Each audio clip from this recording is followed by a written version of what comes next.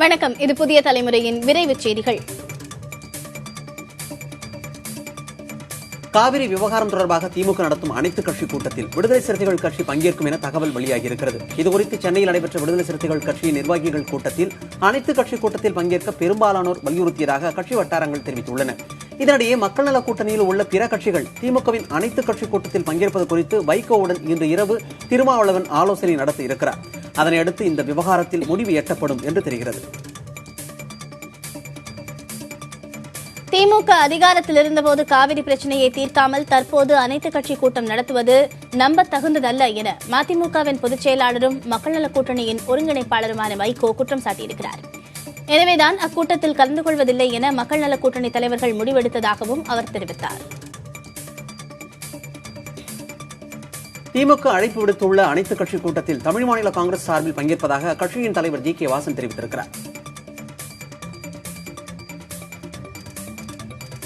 காவிரி விவகாரம் தொடர்பாக அனைத்து கட்சி கூட்டத்தை கூட்ட திமுகவிற்கு என்ன உரிமை உள்ளது என மத்திய இணையமைச்சர் பொன் ராதாகிருஷ்ணன் கேள்வி எழுப்பியிருக்கிறார். தஞ்சையில் நடைபெற்ற செய்தியாளர்கள் சந்திப்பின் போது பேசிய அவர் திமுக ஆட்சியில் விவசாயிகளுக்கு துரோகம் இழைக்கப்பட்டதாக குற்றம் சாட்டினார். அனைத்து கட்சி கூட்டம் கூட்டுவதை தமிழகத்தின் நலன் கருதியாவது கடுமையாக விமர்சிப்பதை சிலர் தவிர்க்கலாம் என தமிழ்நாடு காங்கிரஸ் கமிட்டியின் தலைவர் திருநாவுக்கரசர் தெரிவித்திருக்கிறார். கூட்டத்தில் கலந்து கொள்வது அவரவர் தனிப்பட்ட உரிமை என்றும் அவர் கூறினார். காவிரி உயர்மட்ட தொழில்நுட்ப குழு அளித்த அறிக்கைக்கு எதிராக தமிழக அரசு தாக்கல் செய்த ஆட்சேபனை மனுவை உச்சநீதிமன்ற பதிவாளர் ஏற்க மறுத்துள்ளார். காவிரி விவகாரம் தொடர்பான வழக்கின் தீர்ப்பு தேதி குறிப்பிடாமல் ஒத்திவைக்கப்பட்டிருப்பதால் மனுவை ஏற்றுக்கொள்ள முடியாதென பதிவாளர் தரப்பில் தெரிவிக்கப்பட்டது. தமிழக அரசு தனது ஆட்சேபனை மனுவில் நடைமுறைக்கு சாத்தியமில்லாதவற்றை காவிரி உயர் தொழில்நுட்ப குழு தமது அறிக்கையில் கூறியிருப்பதாக தெரிவித்திருக்கிறது.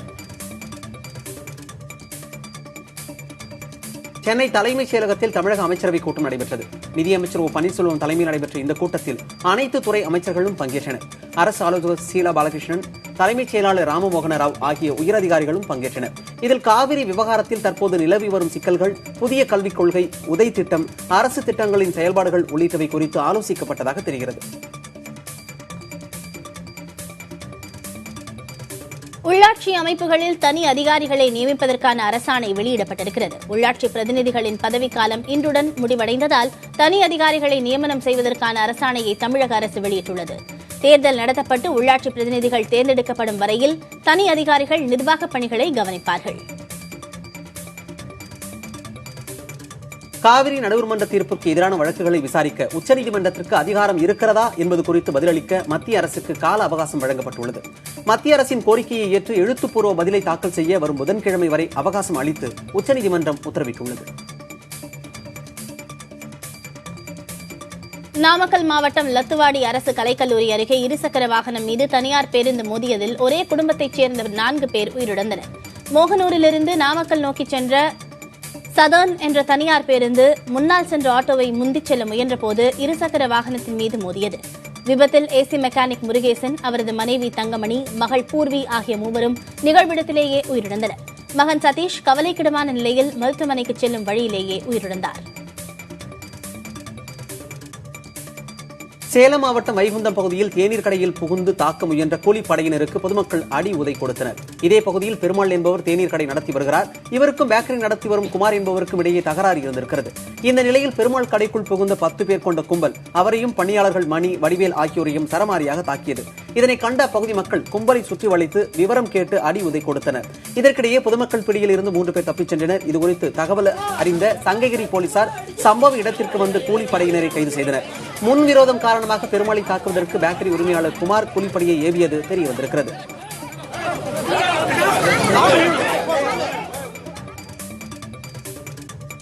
மாயமான மதனை கண்டுபிடித்து தரக்கோரும் வழக்கில் சென்னை உயர்நீதிமன்றம் மதனின் தாயாரிடம் பல்வேறு கேள்விகளை எழுப்பியிருக்கிறது. ஆட்கொணர்வு மனுவில் பாரிவேந்தரையும் ரவி பச்சமுத்தையும் சேர்த்திருப்பதால் என்ன பலன் வந்துவிடப் போகிறது என்றும் மதனின் தாயாரிடம் சென்னை உயர்நீதிமன்றம் சரமாரியாக வினா தொடுத்திருக்கிறது. மதனை கண்டுபிடித்து நீதிமன்றத்தில் ஆஜர்படுத்த கோரி அவரது தாயார் தொடர்ந்த ஆட்கொணர்வு மனு, பல்கலையின் பெயரை பயன்படுத்தி பெற்றோரிடம் பணம் மோசடி செய்தது தொடர்பான புகார்களை சிபிஐ விசாரிக்க கோரும் மனு உள்ளிட்டவை சென்னை உயர்நீதிமன்றத்தில் விசாரணைக்கு வந்தன. இந்த மனுக்களின் மீதான விசாரணை சென்னை உயர்நீதிமன்ற நீதிபதிகள் எம் ஜெயச்சந்திரன், பாஸ்கரன் ஆகியோர் முன்னிலையில் நடைபெற்றது.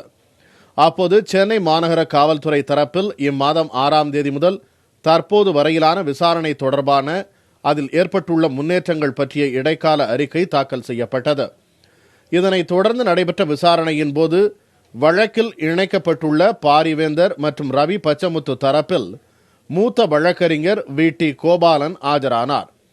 அப்போது உத்தரப்பிரதேச மாநிலம் வாரணாசியிலிருந்து மதன் காணாமல் போனதாக கூறப்படுவதால் உத்தரப்பிரதேசத்தில் உள்ள உயர்நீதிமன்றத்திலோ அல்லது டெல்லியில் உள்ள உயர்நீதிமன்றத்தையோ மட்டுமே அணுக முடியும் என்றும் தெரிவித்தார். ஆனால் சென்னை உயர்நீதிமன்றத்தில் வழக்கு தொடரப்பட்டிருப்பதாகவும் இது விசாரணைக்கு உகந்தது அல்ல என்றும் வழக்கறிஞர் வி.டி. கோபாலன் தெரிவித்தார். இதன் அடிப்படையில் பாரிவேந்தரையும் ரவி பச்சமுத்துவையும் மதன் மாயமான வழக்கில் இணைத்திருப்பதை தாம் ஆட்சேபிப்பதாகவும் வழக்கறிஞர் வி.டி. கோபாலன் வாதிட்டார். மதன் மாயமானது தொடர்பாக அவரது குடும்பத்தினர் நாடகமாடுவதாகவும் மதனின் தாயாரையும் அவரது மனைவிகளையும் கைது செய்து விசாரித்தாலே உண்மை நிலவரம் தெரிய வரும் என்றும் வழக்கறிஞர் வி.டி. கோபாலன் கூறினார். இவ்வாறு செய்தால் காவல்துறையினரே ஆச்சரியப்படும் வகையில் மதனே வெளியில் வந்துவிடுவார் என்றும் வழக்கறிஞர் வி.டி. கோபாலன் தெரிவித்தார். மேலும் கட்டண முறைகேடு தொடர்பான வழக்கை தாங்கள் எதிர்கொள்ள தயாராக இருப்பதாகவும் அதே சமயம் ஆட்கொணர்வு மனுவை தள்ளுபடி செய்ய வேண்டும் என்றும் வழக்கறிஞர் வி.டி. கோபாலன் கோரிக்கை வைத்தார். இதனைத் தொடர்ந்து கட்டண புகார் தொடர்பான வழக்கில் SRM பல்கலைக்கழகம் அதன் பதிவாளர் சார்பில் மூத்த வழக்கறிஞர் பி. குமார் ஆஜரானார். அப்போது ஆட்கொணர்வு மனுவில் கூறப்படாத விஷயங்களையும் குற்றச்சாட்டுகளையும் நீதிமன்றத்தில் மதனின் தாயார் தரப்பில் முன்வைப்பதாக மூத்த வழக்கறிஞர் பி. குமார் குற்றம் சாட்டினார். ஆட்கொணர்வு மனுவை தொடரும் நோக்கத்துடனேயே மதன் எழுதியதாக கடந்த மே மாதம் 28ஆம் தேதி வாட்ஸ்அப்பில் கடிதம் வெளியிட்டுள்ளதாகவும் மூத்த வழக்கறிஞர் பி. குமார் தெரிவித்தார். அனைத்து தரப்பு வாதங்களையும் கேட்ட நீதிபதிகள் ஜெயச்சந்திரன், பாஸ்கரன் அடங்கிய அமர்வு ஆட்கொணர்வு மனுவில் பாரிவேந்தரையும் அவரது மகன் ரவி பச்சமுத்துவையும் வழக்கில் இணைப்பதால் என்ன பலன் அளிக்கப் போகிறது என மதன் தாயார் தரப்பு வழக்கறிஞரிடம் கேள்வி எழுப்பியது. மேலும் மாயமான மதனை எப்போது கண்டுபிடித்து நீதிமன்றத்தில் ஆஜர்படுத்தப் போகிறீர்கள் என அரசு வழக்கறிஞர் V.M. ராஜேந்திரனிடம் நீதிபதிகள் கேள்வி எழுப்பினர். இதற்கு பதிலளித்த அரசு வழக்கறிஞர் SRM மீதான கட்டண புகாரில் மதனை தவிர அனைவரையும் கைது செய்துவிட்டதாகவும் மதனை கண்டுபிடித்து அடுத்த 4 வாரத்திற்குள் நீதிமன்றத்தில் ஆஜர்படுத்தி விடுவதாகவும் உறுதியளித்தார். இதனை ஏற்றுக்கொண்ட நீதிபதிகள் வழக்கு விசாரணையை அடுத்த மாதம் 29ஆம் தேதிக்கு ஒத்திவைத்தனர்.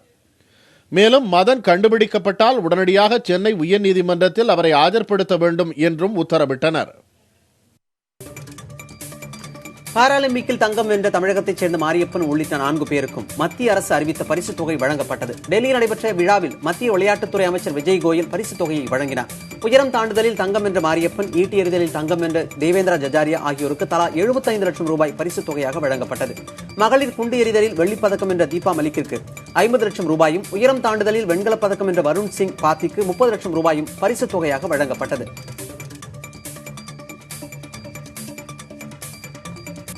நியூசிலாந்து அணியுடனான அடுத்த 2 ஒருநாள் போட்டிகளுக்கான இந்திய அணியில் வீரர்கள் மாற்றம் எதுவும் செய்யப்படவில்லை. காய்ச்சலால் பாதிக்கப்பட்டிருக்கும் சுரேஷ் ரெய்னா விடுவிக்கப்பட்டிருக்கிறார். 5 போட்டிகள் கொண்ட தொடரில் இந்திய அணி 2-1 என்ற கணக்கில் முன்னிலையில் இருக்கிறது. 4வது போட்டி நாளை மறுதினம் ராஞ்சியிலும், 5வது போட்டி வரும் 29ஆம் தேதி விசாகப்பட்டினத்திலும் நடைபெற உள்ளது. அண்மை செய்திகளுக்காக இணைந்திருங்கள் புதிய தலைமுறையோடு.